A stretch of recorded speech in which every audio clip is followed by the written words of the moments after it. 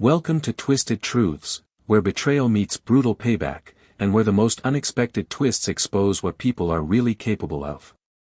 This story isn't just shocking, it's personal. My name is Ralph. I'm 34 years old, a shift supervisor at Denwick Precision, a mid-tier manufacturing company in Phoenix, Arizona.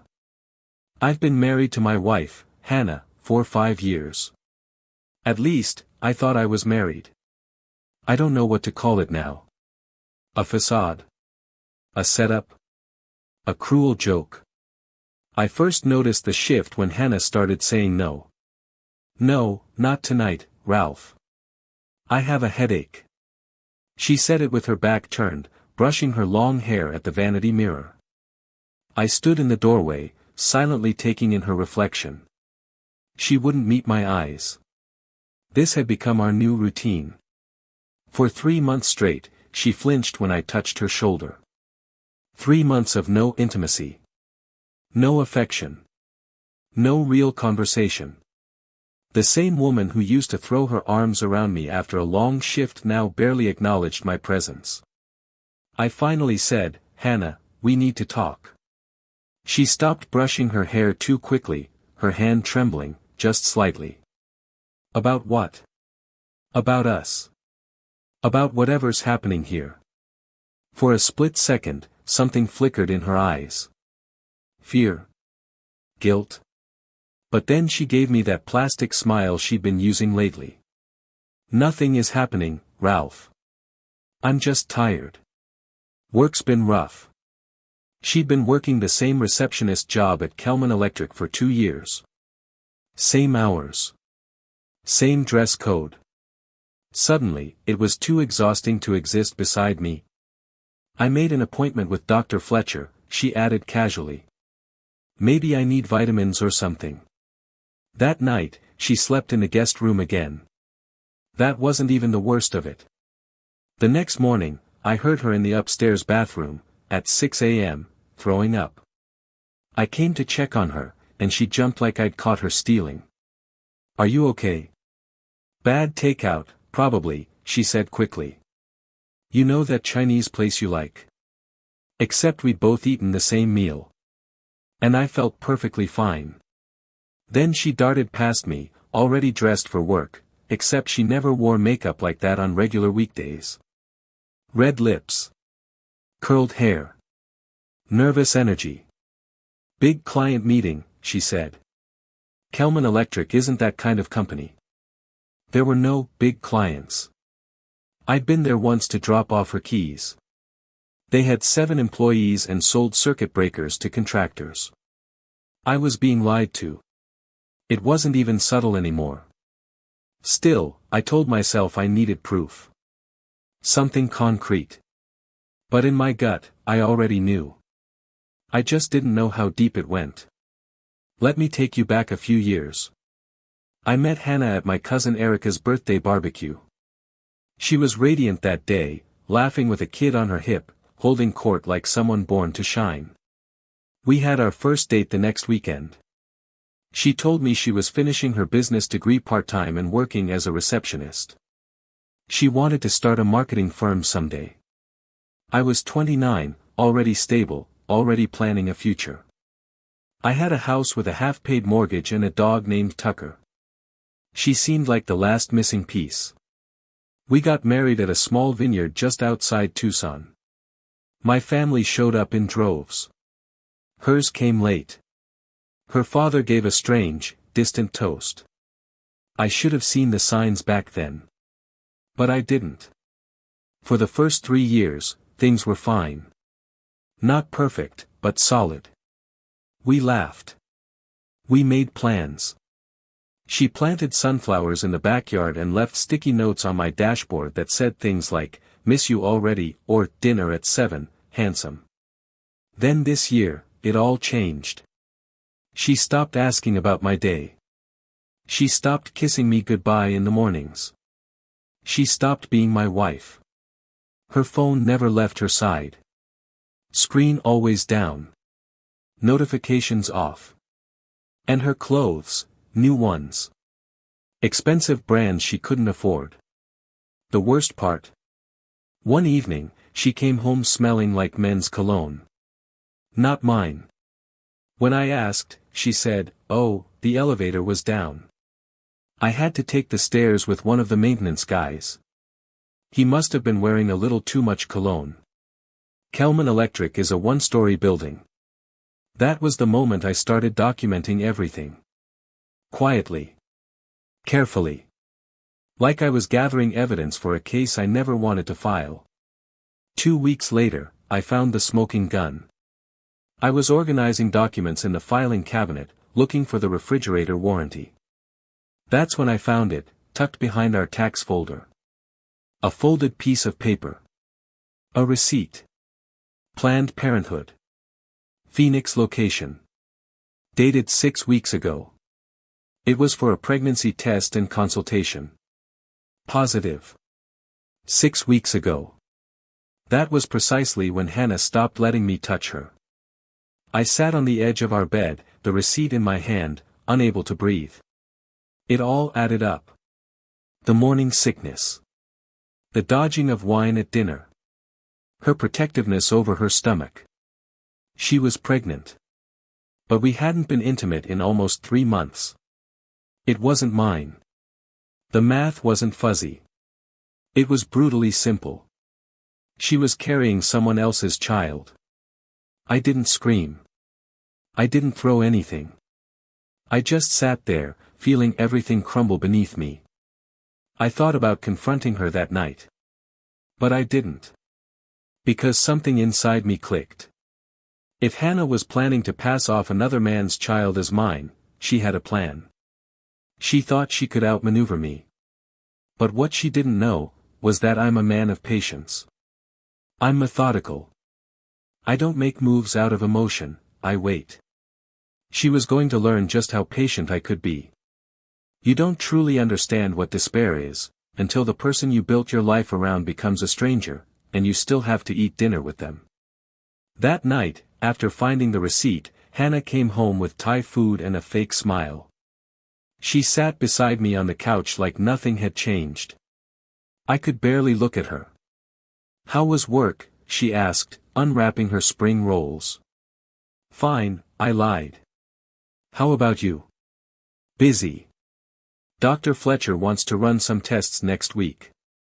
Just to be safe." "Safe for who?"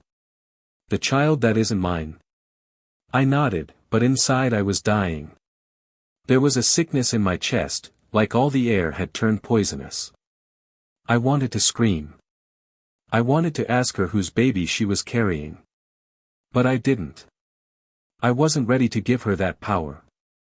Instead, I smiled. "Maybe we should try for a baby too," I said. She froze, chopsticks hovering midair. "Now." "I thought we were waiting, for the promotion." "What promotion?" I asked. Her eyes darted. I meant Mr. Harvin's retirement. There might be an opening. Kelman Electric has a staff of 10. I checked. There is no Mr. Harvin.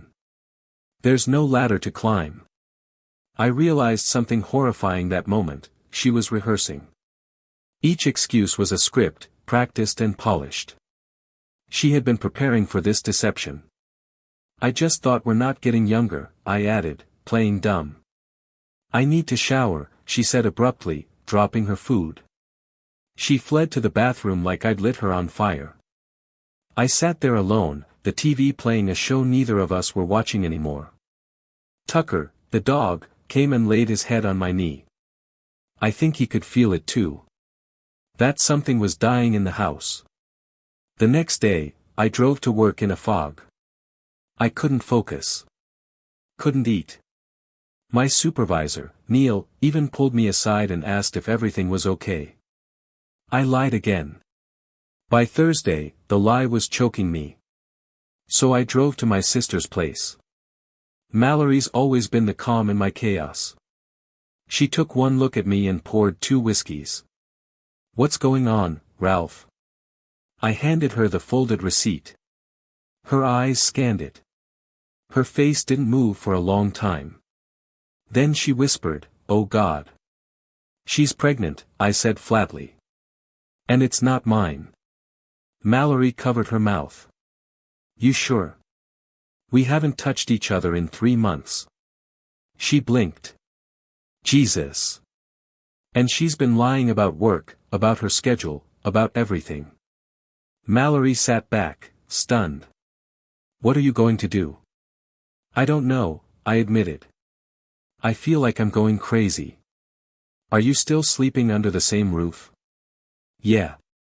Same roof. Different lives. She didn't say, divorce.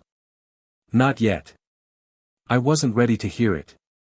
Because the truth is, when you love someone that deeply, the betrayal doesn't just hurt.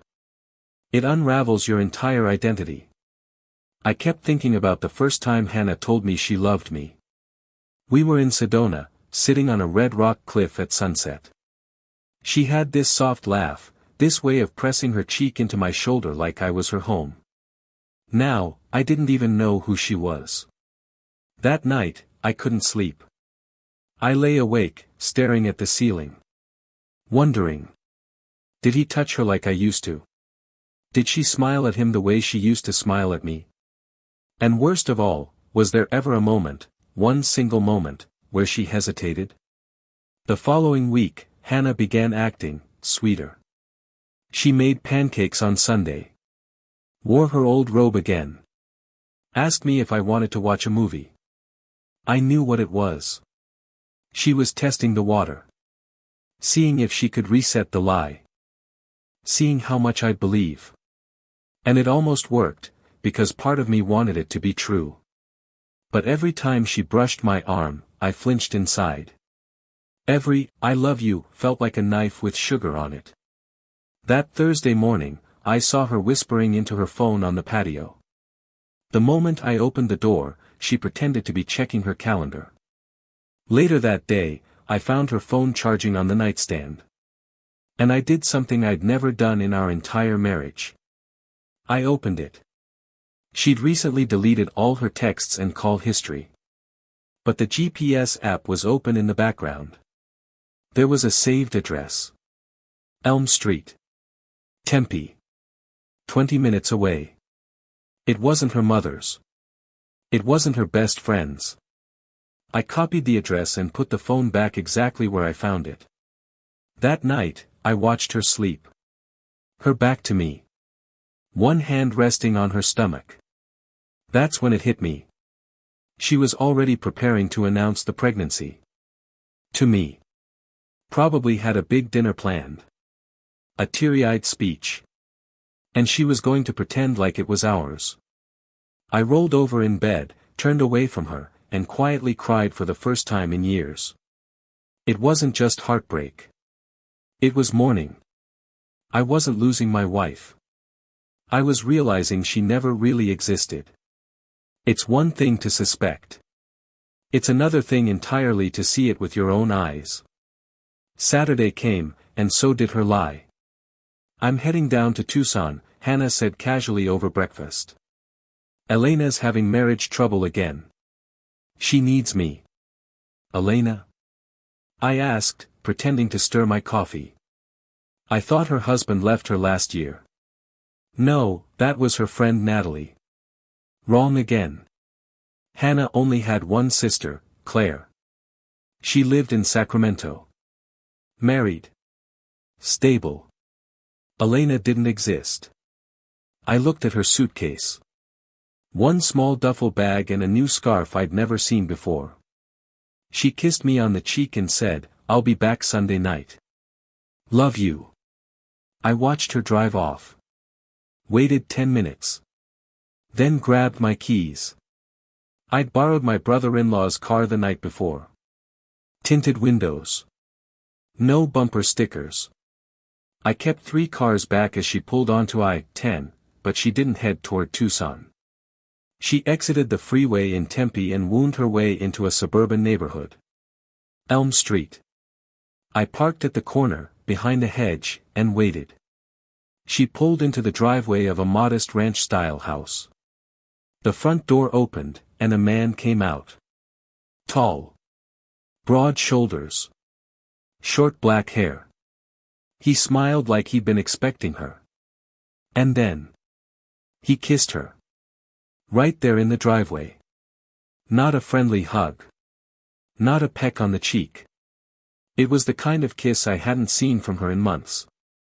Deep. Familiar. Intimate. My stomach dropped. I grabbed my phone and snapped photos. License plate. House number. Clear shots of them together. Time-stamped. I didn't even know his name yet, but I hated him already. They went inside together. I waited 2 hours. Heart pounding. Breathing like I'd just run a marathon. Then I drove home and sat in the driveway for 30 minutes before I could bring myself to go inside. That night, I slept in the guest room. I didn't even try to pretend anymore.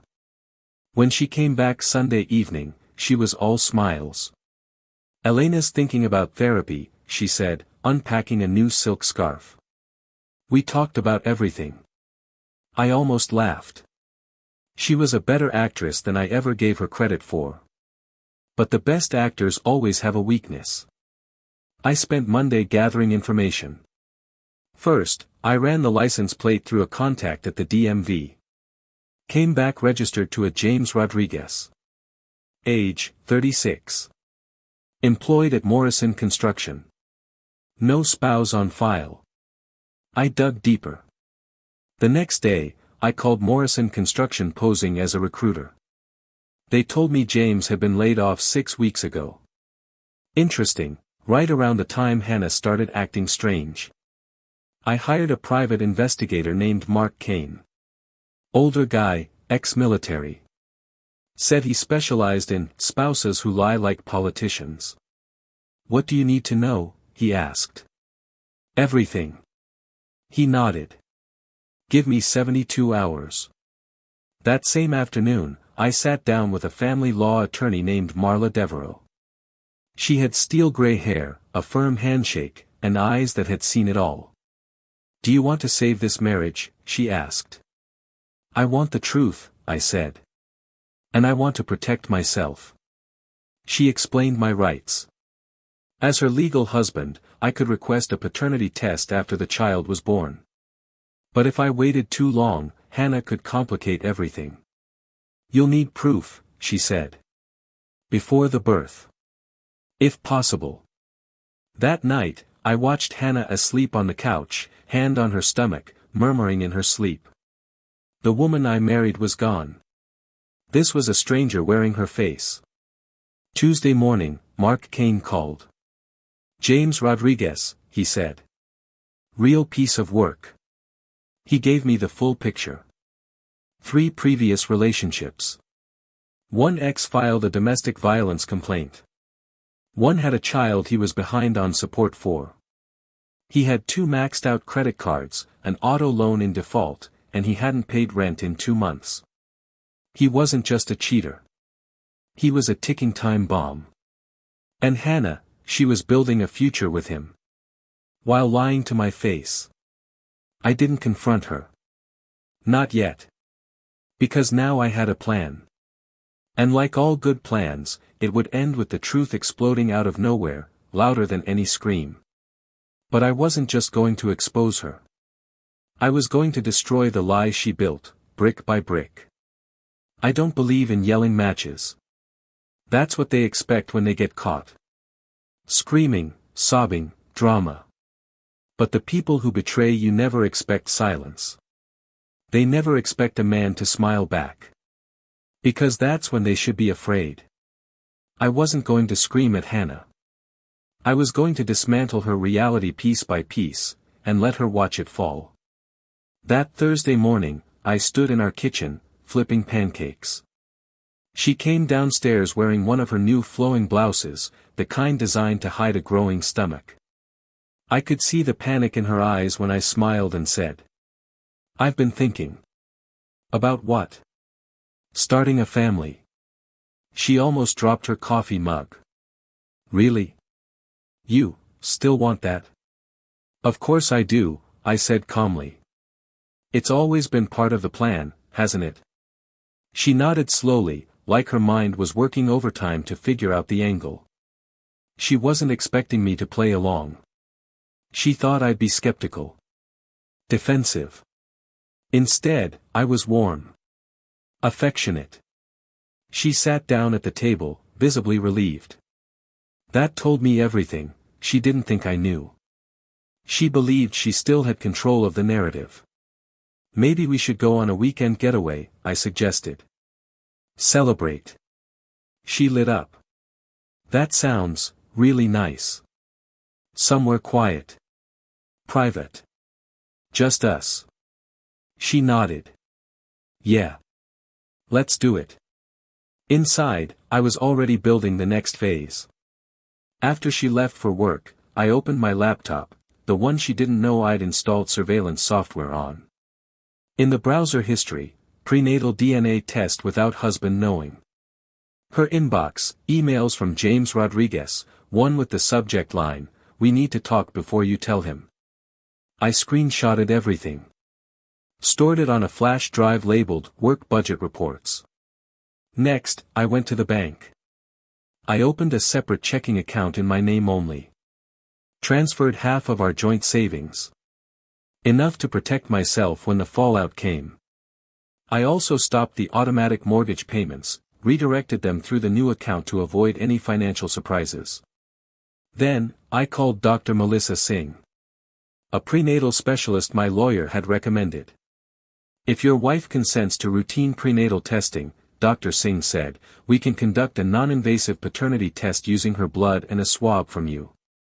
And if she doesn't consent? You'll have to wait until the child is born. But if you're legally married, the state may assume paternity unless challenged quickly. I booked an appointment. Then I made dinner reservations at Romano's, the Italian place where we had our first date 6 years ago. Hannah would think it was a romantic surprise. But it was really her last supper. I called Mark Kane that night. Did you get what I asked for? It's all in a folder waiting for you. Financials. Surveillance photos. Even Rodriguez's recent texts, he's sloppy with his cloud backups. I picked up the file the next morning and spent the day organizing everything, photos of Hannah at Rodriguez's house, timestamps of her car parked outside, transcripts of their messages. One stuck with me. I'm going to tell him soon. I think he'll believe the baby is his. He always wanted kids. I stared at those words for a long time. Then I printed them, highlighted them, and added them to the dossier. That night, Hannah walked into the living room wearing the blue dress she wore on our first anniversary. You look beautiful, I said. She blushed. Thank you. She still thought this was love. That made it all the more devastating. At the restaurant, we ordered the same dishes as our first date. She was glowing. Nervous. Playing her part. I have something to tell you, she said after the appetizer. I smiled gently. Me too. You first. I reached into my coat pocket and pulled out a velvet ring box. Her eyes widened. But when she opened it, there was no ring, just a folded sheet of paper. What is this? She whispered. Your ultrasound appointment from last week. And this, I slid over the manila folder, is everything else. She opened it. 1 page. 2. Then 10. Her face drained of color. Photos. Emails. Surveillance logs. Rodriguez's record. Their messages. My financial withdrawals. The truth was laid out in full. She looked up at me, mouth hanging open. Ralph. You told him I'd believe it. That I wanted kids so badly I'd overlook everything. It wasn't like that. I leaned forward, voice quiet. You were going to let me raise his child. In my house. With my name. Tears formed in her eyes. She tried to reach for my hand. I pulled back. I already filed for divorce, I said calmly. My lawyer will serve the papers on Monday. You'll find the bank accounts closed. The house is in my name. You'll need to make arrangements.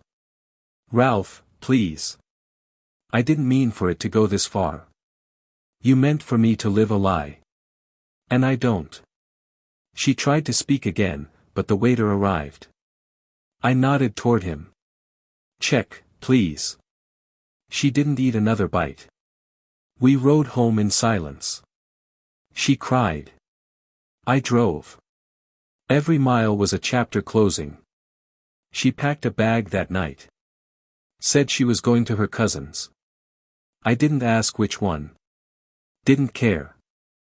As the door closed behind her, I sat on the couch, held Tucker in my lap, and let out the first real breath I'd taken in weeks.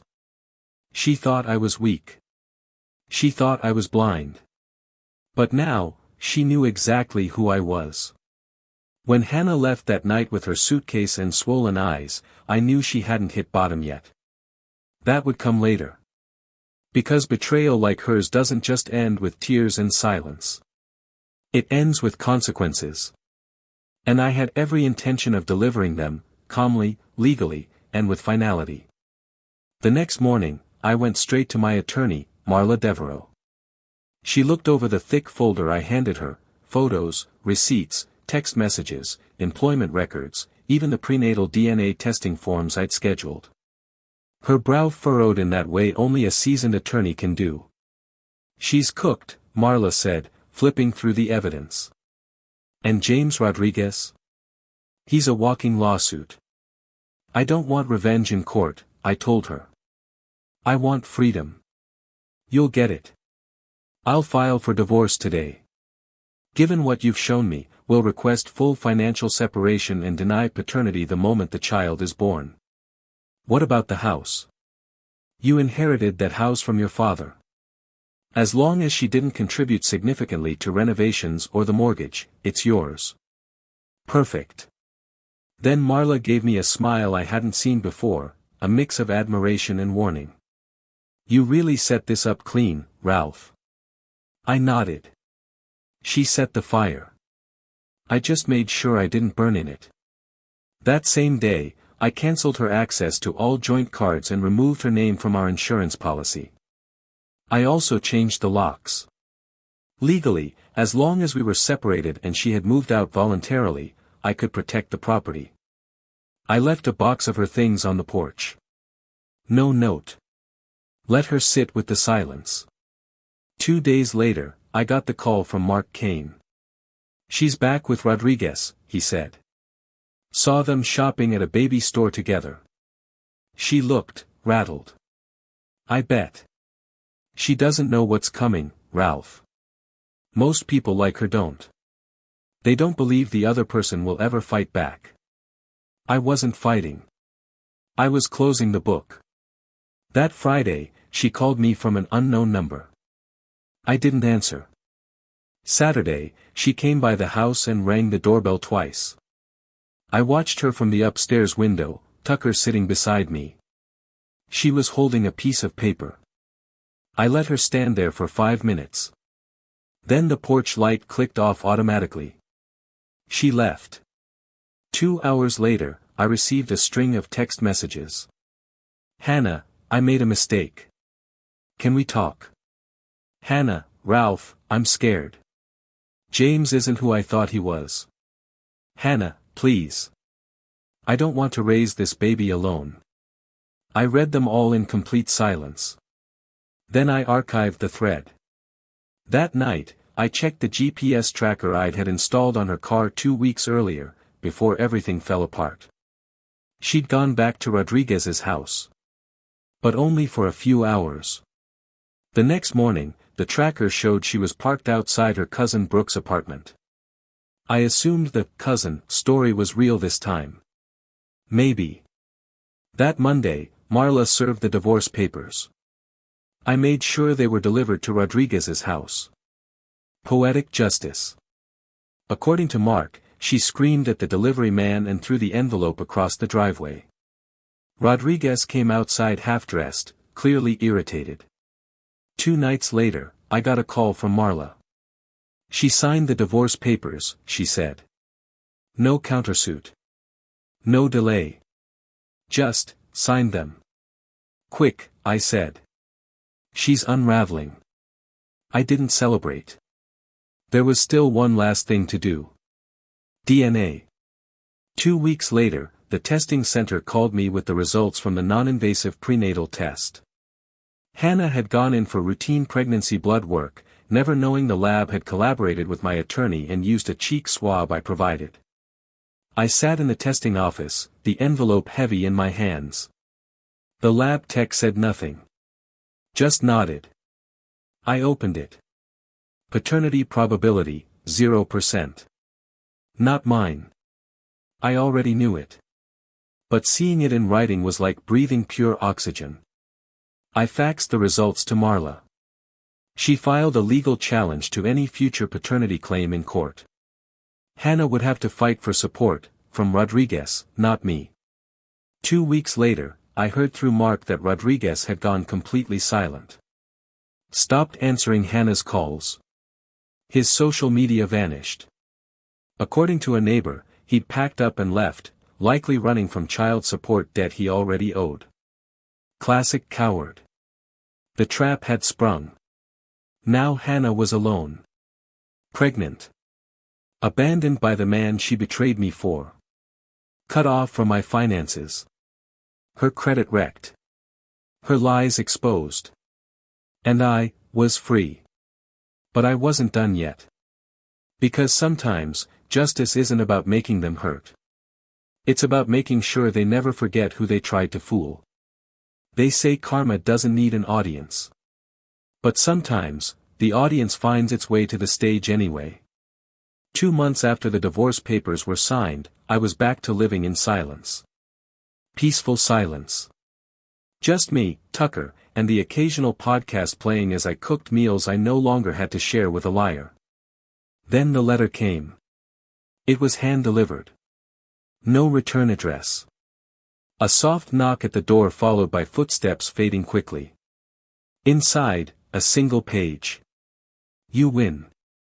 I can't do this alone. Please, if there's even a shred of love left in you, I'm begging you, meet me. Just once. For the baby's sake. It wasn't signed. But I didn't need a name. I stared at the paper for a long time. Not because I was considering it, but because I was stunned by the audacity. Still, something inside me stirred, not pity. Curiosity. So, I showed up at the cafe she mentioned in the letter. Neutral territory. Tuesday at 5 p.m. She was already there when I arrived. Her face was pale.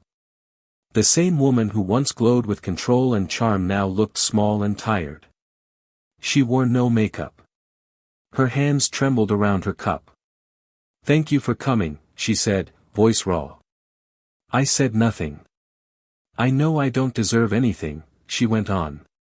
But I need to say this. Say it. She took a breath. James is gone. Disappeared. He emptied my account. Used my information to take out a line of credit. I've reported it, but no one's doing much. I nodded slowly. Not surprised. I'm staying at my cousin's. Brooke, she added, as if the name would give her credibility. But she's got 2 kids of her own. Her voice cracked. I'm looking at shelters if I can't figure something out.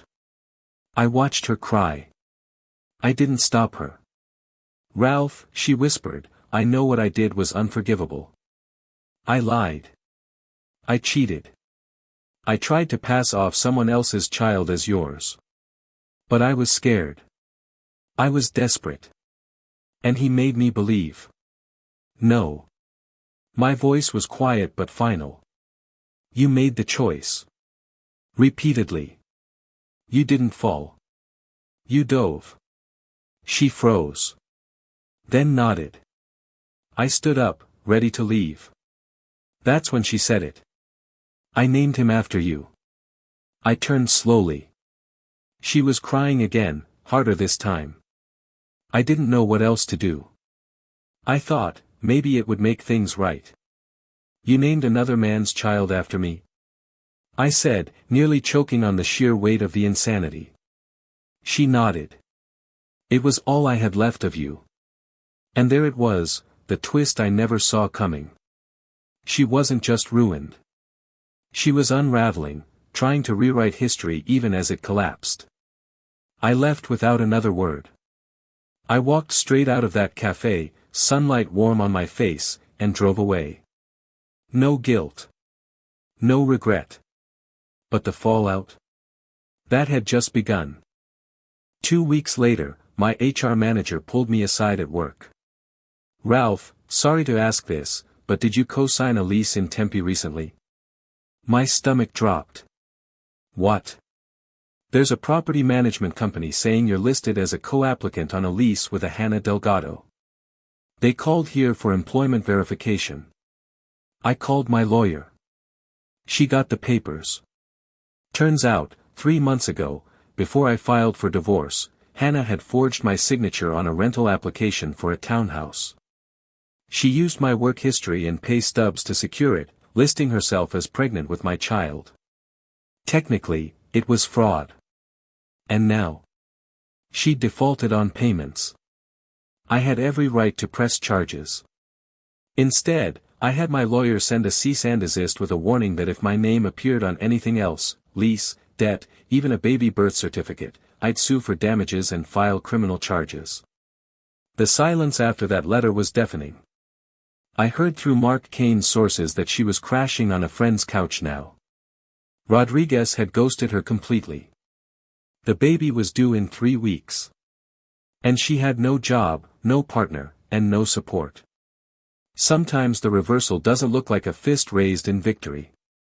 Sometimes it's a quiet man sipping coffee on his back porch, watching the sun rise without bitterness. And sometimes, the woman who tried to rewrite your life ends up choking on her own fiction. She tried to break me. Instead, she broke herself. The day the baby was born, I got a notification I hadn't expected. Not from Hannah. From the hospital. Apparently, my name was still listed as the emergency contact, leftover from insurance forms she'd never updated. I stared at the screen. 1 sentence. Delivery complete. Mother and baby stable. Contact if follow-up needed. I didn't reply. I didn't send flowers. I didn't send a message. I didn't show up. I wasn't the father. I was the ghost of the life she tried to steal. 3 days later, a certified letter arrived at my home. Inside, a birth certificate application. Hannah had named the child Ralph Elijah Delgado. I stared at it in disbelief. There was even a line waiting for my signature. A blank space for me to assume the role of father, legally. My attorney filed an emergency injunction that same day. We submitted the DNA results to the court, along with evidence of her deception and previous forgery attempts. The court sided with me instantly. They issued a legal declaration that I was not the biological father and barred my name from any official documentation. Hannah had tried to give her child my name to rewrite history. But all she did was solidify her legacy, one of manipulation, lies, and delusion. And yet, there was one final twist. A month after the child was born, I received another message, this time not from Hannah. It was from her mother. Ralph, I know things ended terribly. But I just wanted you to know, she talks about you. Every day. She says she wishes she could undo what she did. She says the worst part isn't losing your support, it's losing your respect. I stared at that message for a long time. Then I deleted it. Not out of anger. But because there was nothing left to say. Justice had already happened. Not in a courtroom. Not with handcuffs. But in the echo chamber of consequence. In the silence of being left with the wreckage you built yourself. I sold the house 6 weeks later. Too many ghosts. Too many memories soaked into the walls. I moved into a new place. Smaller, but quieter. Cleaner. No more half-truths hiding in drawers. No more lipstick on cups that hadn't been kissed in months. I got promoted at work, to operations manager. Started going on hikes again. Reconnected with old friends. I even adopted a second rescue dog. Tucker needed the company. And me? I finally started sleeping through the night. Some people think revenge has to be loud, explosive, fiery. But real revenge? It's quiet. It's legal documents and well-placed silences. It's photos in manila envelopes and calm smiles in candlelit restaurants. It's leaving someone with exactly what they wanted, until they realize what they've lost. And sometimes, it's knowing that the child they named after you will one day ask, "Why don't I have a dad?" And she'll have to decide, lie again, or finally tell the truth. Either way, that story won't be mine to carry. In the end, truth has a way of surfacing, even if it comes twisted through pain and betrayal. As one wise voice once said, sometimes your greatest enemy was once your closest ally. If this story struck a chord with you, let us know in the comments. And don't forget to subscribe, share, and spread the word, because justice deserves to be heard.